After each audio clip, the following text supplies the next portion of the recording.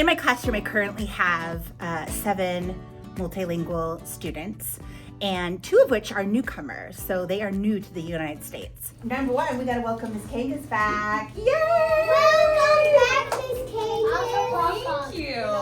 Multilingual students speak multiple languages, which is such a huge superpower for students, but it can be tricky when they're sitting in a classroom and someone is talking to them and teaching them a lot of content. There's vocabulary that they might not know yet, and they need to be explicitly taught in that first language. And anytime we do our vocabulary, we have to remember to... What do we do? Say the word and do the motion. Say the word and do the motion.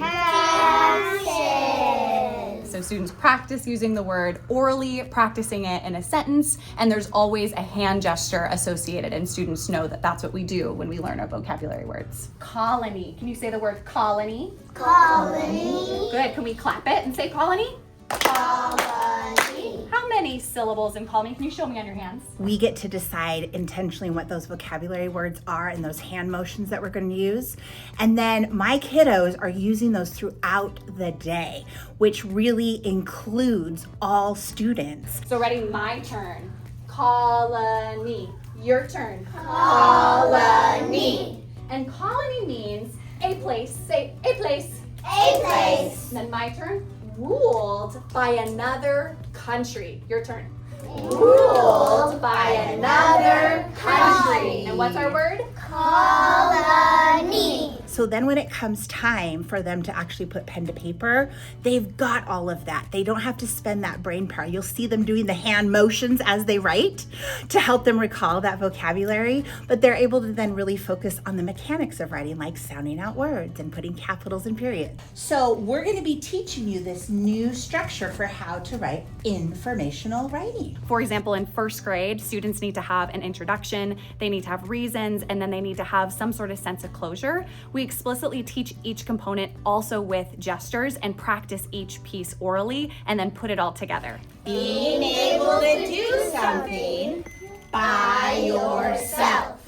Excellent. So let's try the whole thing through. So for example, when we're teaching opinion introductions, we teach students that they can start with, I think, I believe, in my opinion. My turn. Government. Your turn.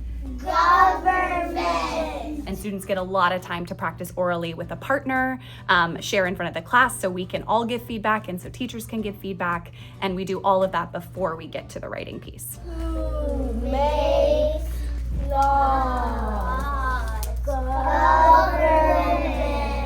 Recently, I got a new student who is a newcomer to the United States, and on day 1, he was able to participate in our lesson through the use of those hand gestures. That was some great teamwork. Awesome. I did it. You did do You it, Matthew. did do it. Nice job, Dexter, Matthew, and Tatum. And also then when other students were talking and sharing their thinking, he's looking at them and seeing those hand gestures. Oh, water. Oh, land. And so then he's able to understand what they're saying. What is that important document called, my friends? The Declaration of Independence. Yes, nice job. I heard so many friends that were saying the word and doing the motion. When we do our morning meeting and our questions every morning, kids are even coming up with their own hand gestures so that all students in our class feel included and can understand what they're saying. The Boston Tea Party. All students cannot write what they cannot say. And especially with something as complex as opinion writing, where you have to have all of these pieces, it's so important that we practice orally the academic sentence structure that's required for that type of writing before we ask students to write it. Because again, if they cannot say it, they cannot write it. We cannot write what we cannot say. You did it. High five. Also awesome.